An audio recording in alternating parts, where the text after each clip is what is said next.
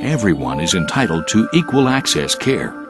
But for a large portion of our population, a visit to a doctor's office is both stressful and ineffective because of the barriers created by equipment that does not address the physical limitations of all patients, including the elderly and disabled population.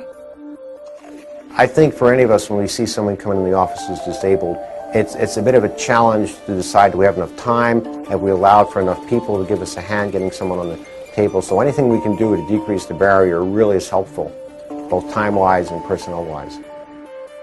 When you go to one of these healthcare facilities, and it's really good, they've got good accessible parking, a nice accessible path of travel, a lowered counter in the waiting area, nice wide aisles into a nice wide big exam room. But then you look in there and they got the old box inaccessible exam table. People just forget that that's just as important as every other element of access, and sometimes even more important, because that's where the most critical conversation goes on with your health provider when you're on that table. When you look at an examination that's being performed by a physician, there are a lot of different parts that go along with that, and the physician needs to use all their senses. Their ability to see and listen are certainly important, but the whole idea of touching the patient, palpating particular areas, is an important part of the exam. I have friends who have actually postponed going to a doctor because of the hassles they've experienced in getting care.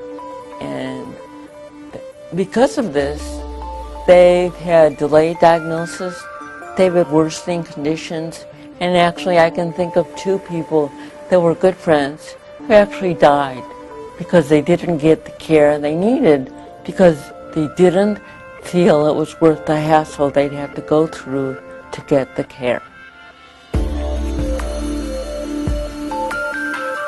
To address these important issues, Midmark Corporation has created a line of barrier-free tables that are more chair-like, allowing the patient's feet to rest comfortably on the floor while waiting for the physician. These tables offer an 18-inch height from the floor at the lowest position to a fully extended height of 37 inches. The minimum height is actually lower than a standard chair, making it possible for patients of all heights and sizes to sit with ease. If the table is at the appropriate height, then I can get off the table easily and safely. Otherwise, I can lose my balance, I can fall to the floor. So having the table to adjust to the height that is appropriate for me, it makes it so much easier and safer. As you can see that the control curve in a little bit, so for someone who don't have a lot of balance, it gives us a little sense of safety that I'm being sort of cradled.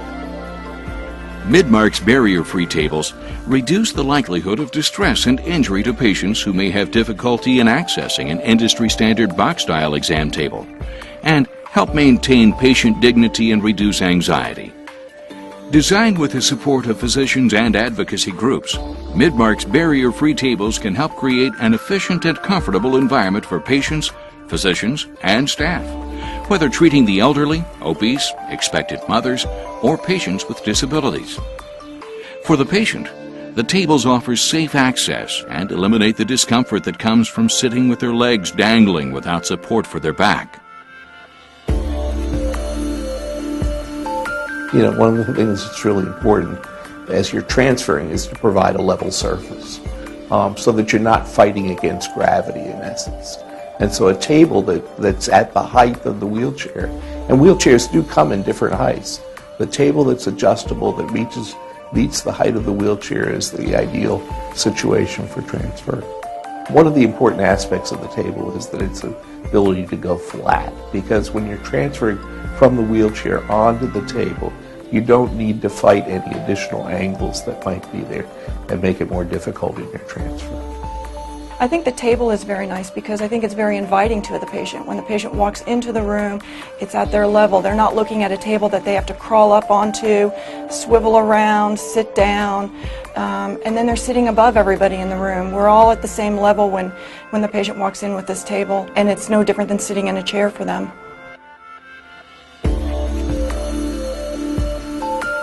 Under the Americans with Disabilities Act, or ADA, All healthcare facilities must now be accessible for everyone and free from barriers that make it difficult or impossible to use the facility. Providing accessible exam tables is a requirement in order to comply with legal obligations under Titles II and III of the ADA. Physicians are legally obligated to always meet these requirements and can easily suffer the consequences if a patient feels those requirements are not being met. Patients are not the only ones suffering when the appropriate equipment isn't in place to help move and lift people. Healthcare workers have among the highest back and shoulder injury rates of any occupational group. I've learned that one of the interesting things about the healthcare industry is that healthcare providers are trained to a great extent to make it work no matter what. No matter what the equipment, no matter what problems they're having, they have to provide the care. So that puts a great deal of burden on these folks, and I think we need to be better at encouraging them to speak up for themselves as well and say, with a better piece of equipment, I could provide better care, I could provide better access, I would be less injured, I would be able to stay in my job longer, even as I lose my abilities as I age. Connecting the dots in healthcare basically means that if you want to protect your patients, you have to protect your healthcare workers. We know, for example, that the nursing shortage, less nursing hours at the bedside, and the physical demands of the job create negative patient outcomes. The last dot that needs to be connected in this industry is that nursing injury rates contribute to all three of the above. Without being able to set yourself up appropriately, you're reaching really far forward. And I actually had a very serious back injury that hindered me for many years. And I'm not able to do some of the work that I used to do because of that.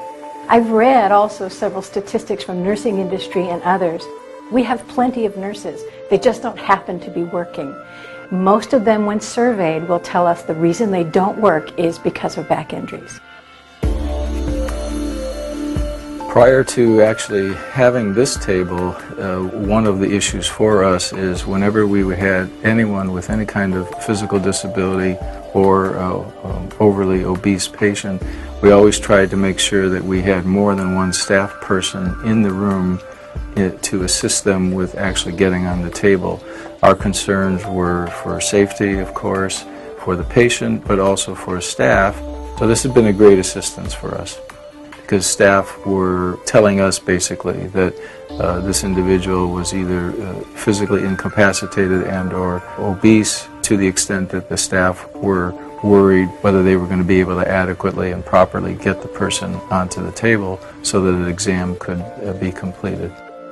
I think the tables increase patient flow from a couple different ways. One, the time it takes to move patients back and forth on each end of their office visit is greatly decreased, but it also takes less office staff to do that. You know, we don't deadlift as many patients up and down. It takes normally one office person to help move a patient across.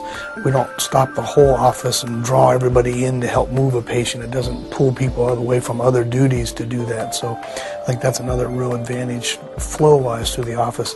I think that the healthcare field doesn't realize how broad the population is that could actually benefit from accessible equipment. 1 in 5 people have some form of disability. People 65 and older, of that group, 50% of those people have some form of disability. Plus all of us baby boomers, we're all experiencing either increasing limitations or for the first time experiencing new issues with vision and hearing and mobility and just movement, ease of movement. So actually, when you think of the population that could benefit by increased access, it's not this small, insignificant group that many people think it is. It's actually huge.